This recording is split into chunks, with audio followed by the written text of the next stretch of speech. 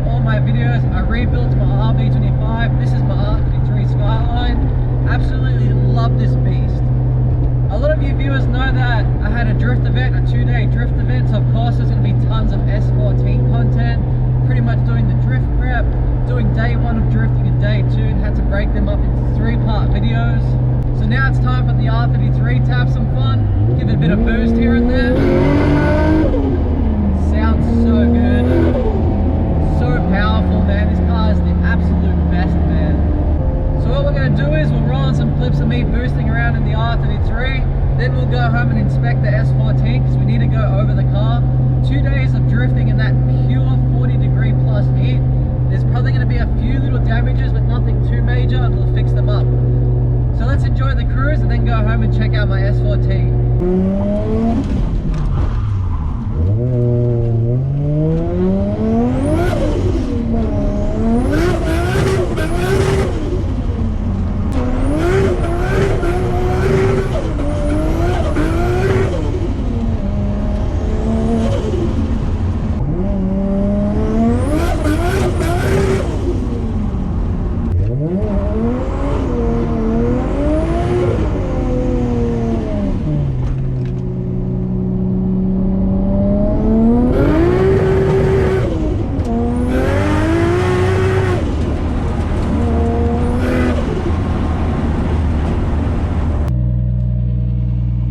Such a cool spot. Get a cool pan shot right here. Mad. Alright, let's go for a cruise. Do a bit of a dose for these people down here. Probably crack it.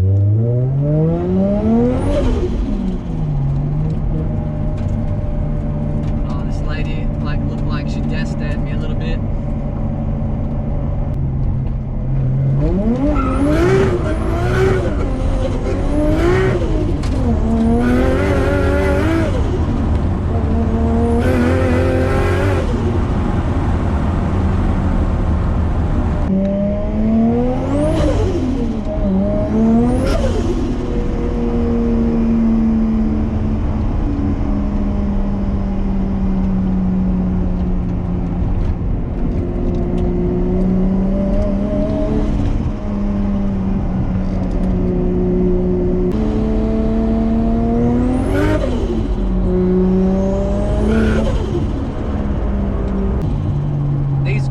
Sports RS tires feel nice and grippy at the front. I'm actually really happy with these tires because when I was drifting the S14, they actually felt really amazing on track as well. So I highly recommend getting these front tires for your car, man. Good Ride Sports RS. Damn good front tires, man.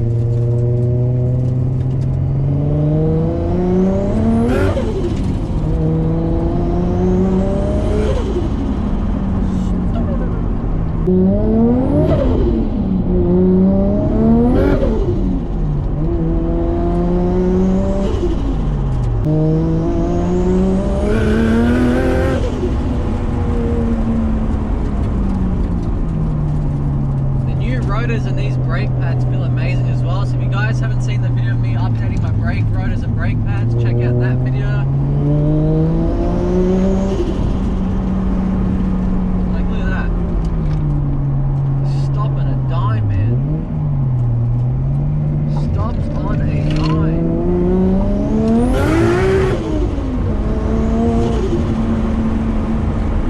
Hate this steering wheel, dudes. I really hate this steering wheel. I really need to update my shit because my knees keep hitting the bottom of the steering so bad.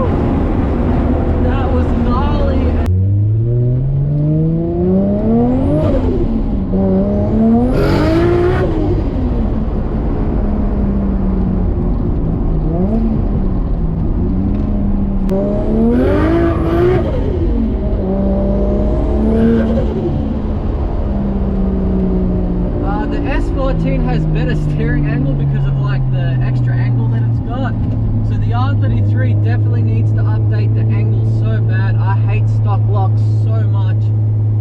It's just a piece of shit having stock lock. Get a load of this drag machine right there, man. Look at the tires on that. This thing must run like 6 seconds, quarter mile or something, man. Look at those tires. It's bigger than me. Holy shit.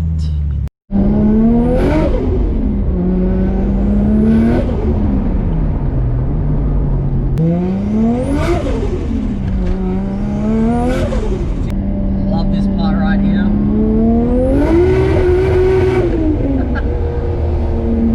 So good. Alright dude, just made it back home from my drive with the R33. It's such an amazing car to drive. You kind of forget how much power this car actually puts out. Like spending 2 days in my S14 drifting on track, that RB25's got like slight bolt-on mods, like nothing too crazy. So when you drive that for 2 days and then you jump in this, you're like, whoa, this is like a rocket, man. I forget how much power there is in second and third, as you guys saw. This thing really puts down numbers, man. Now, before we go inspect damage done to the S14, I just want to quickly say, sorry if the video seemed a bit jumpy.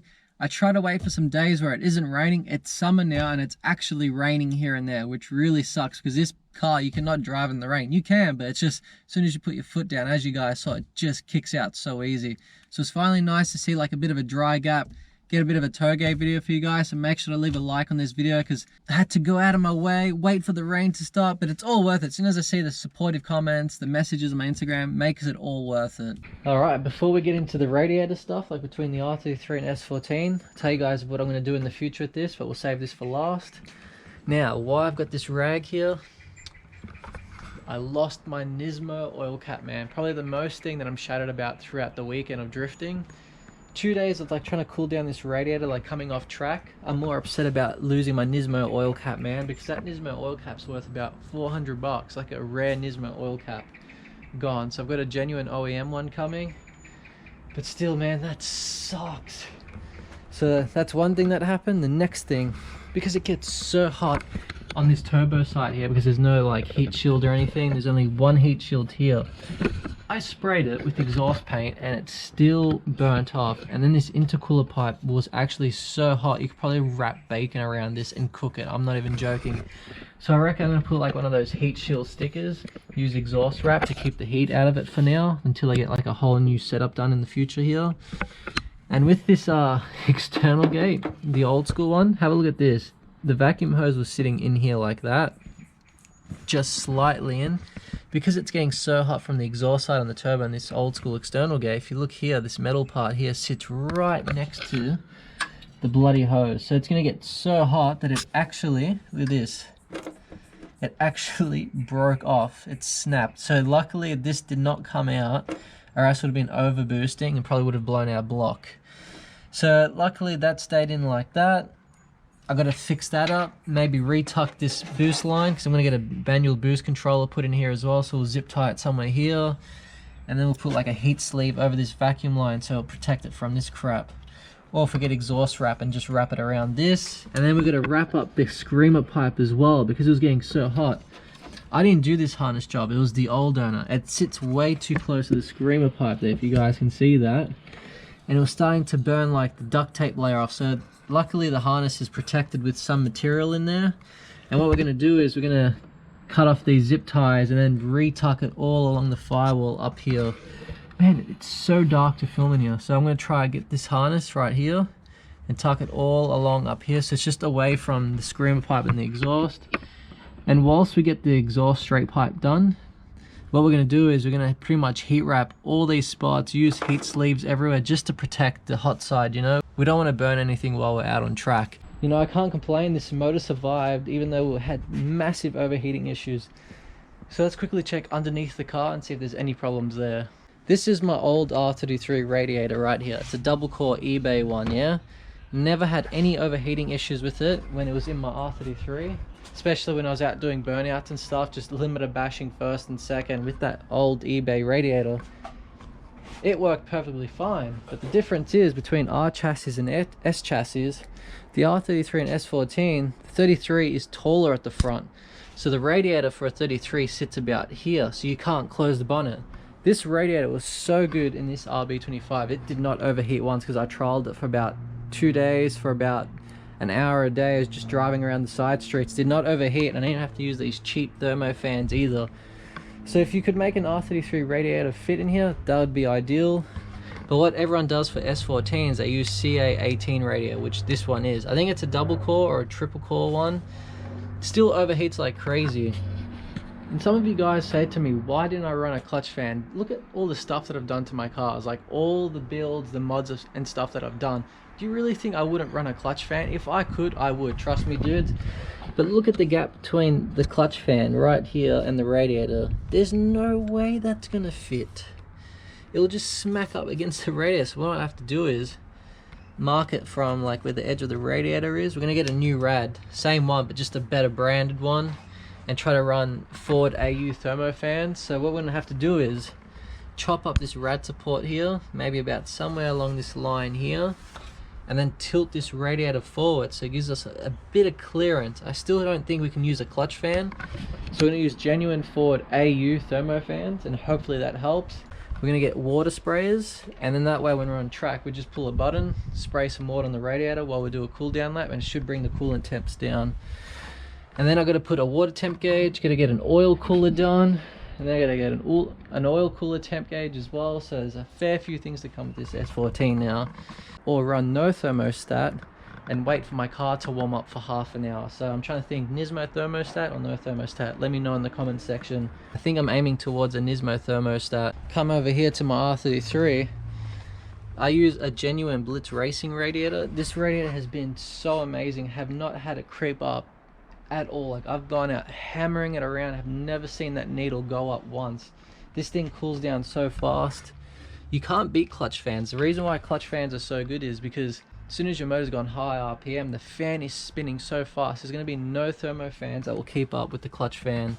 So as I've said many times, if you're a new viewer, make sure to check out my RB25 build. This is like one of my favorite things I've ever done, is like rebuilding this whole RB25, like connecting everything back up right here. I did it all in my driveway, so hopefully it's a bit of motivation for you guys that you don't need a fancy workshop to do stuff to your cars.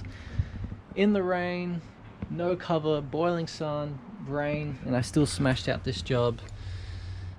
Absolutely love this car so much, man. We've done about 2,000 kilometers on this fresh rebuild. Like, everything from bottom to the top, everything has been refreshed, redone up. It's just so amazing to have a fresh RB. I absolutely love drifting this S14. I quickly chucked on these 17x8 rims, my old R33 wheels that I had laying around. They're 17x8, so that's why there's a bit of a gap right here. So I gotta get some more 17x9 wheels. Then we go to the other side. It's a different wheel, but you know, drift car things.